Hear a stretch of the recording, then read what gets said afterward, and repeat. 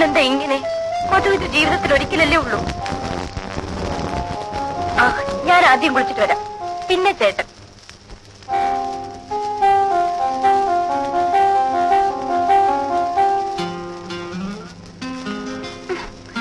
ഇപ്പൊ എന്നെ നോക്കിയാ മതി. ചേട്ടൻ എന്താ ഇത്ര നാണം?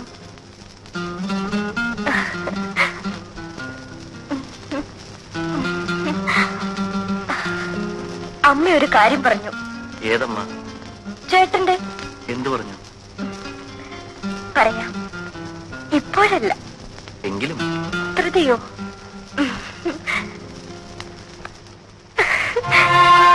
രണ്ടമ്മമാർക്കും ചേട്ടന്റെ കുഞ്ഞിനെ കാണാൻ ധൃതിയായി. നീ പോയി കുളിച്ചിട്ട് വരൂ.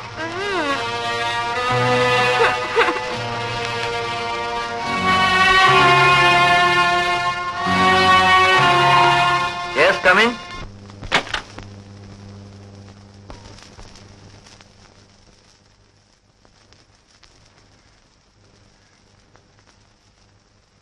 ഇനി എന്തെങ്കിലും വേണമെങ്കിൽ ബെല്ലടിച്ചാൽ മതി. ശരി.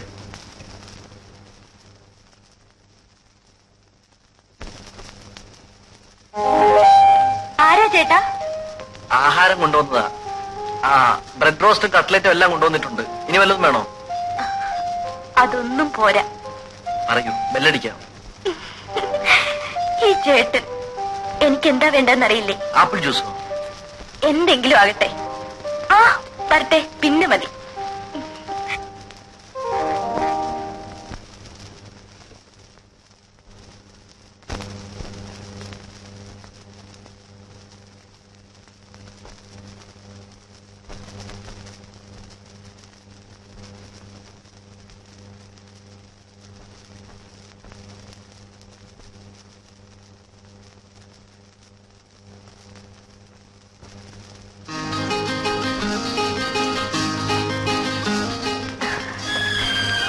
ഇപ്പോഴേ കഴിക്കണോ?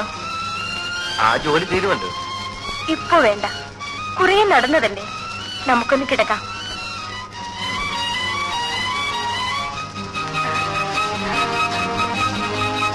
ഇവിടെ ആരും വരില്ല.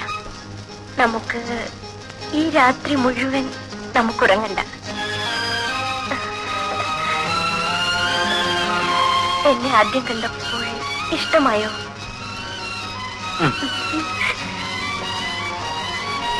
കല്യാണം കഴിക്കാൻ എന്തായിരുന്നു മടി? ചേട്ടന്റെ വീട്ടിൽ കൂട്ടുകാരനിപ്പോൾ പൊടി പൊടിക്കായിരിക്കും.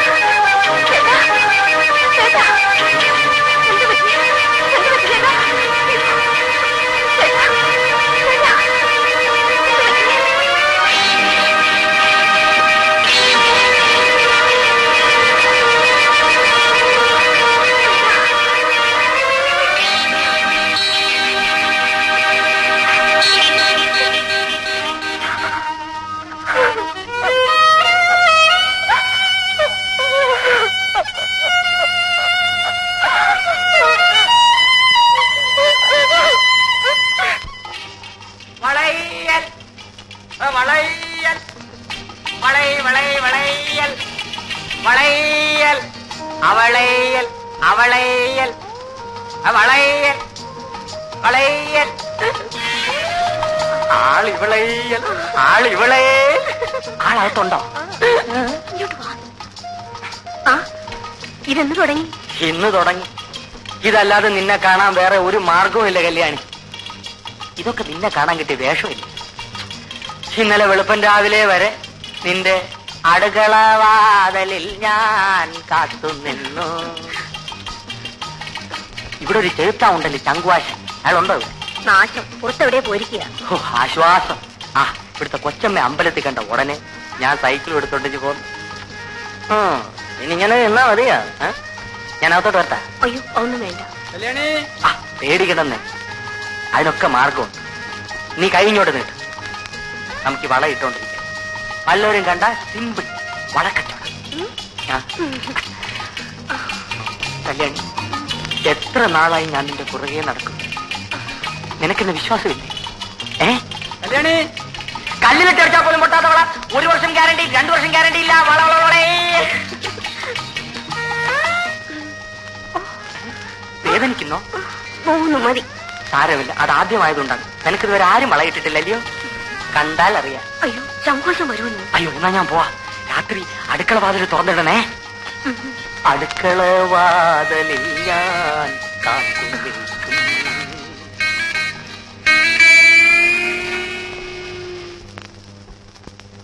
ഇന്ന് ഞാൻ വാതിൽ തുറക്കും.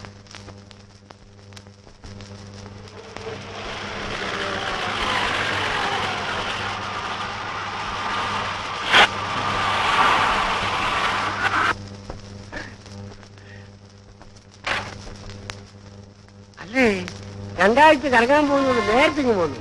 എന്ത് പറ്റി? ആ ബാഗ് എടുത്തകത്ത് വെക്കും.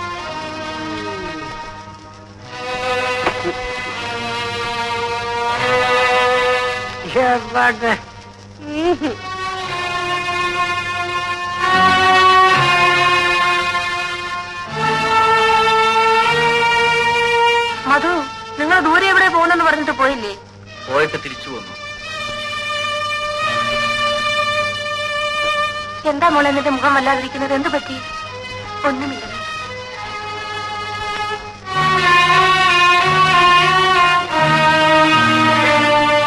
ഈശ്വര, ഈ പിള്ളേർക്ക് എന്ത് പറ്റി?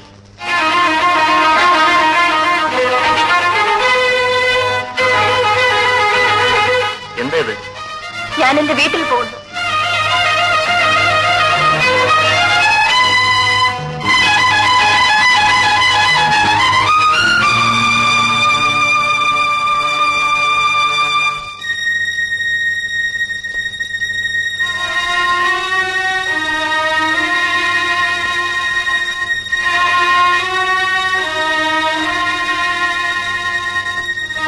ഞാൻ വീട്ടിൽ പോകുന്നെന്ന് പറഞ്ഞത് കേട്ടില്ലേ?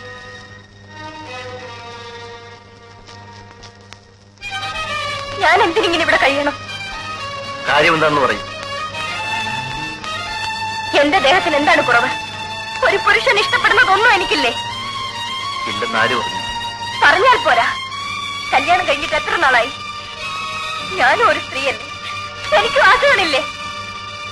അത് സാധിക്കാനാണ് നീ വീട്ടിൽ പോകുന്നതെങ്കിൽ വയ്ക്കോ. എന്നിട്ട് വേണോ ആ സ്ത്രീയോട് ജീവിക്കാൻ? ഏത് സ്ത്രീ? സ്നേഹിക്കുന്ന സ്ത്രീ.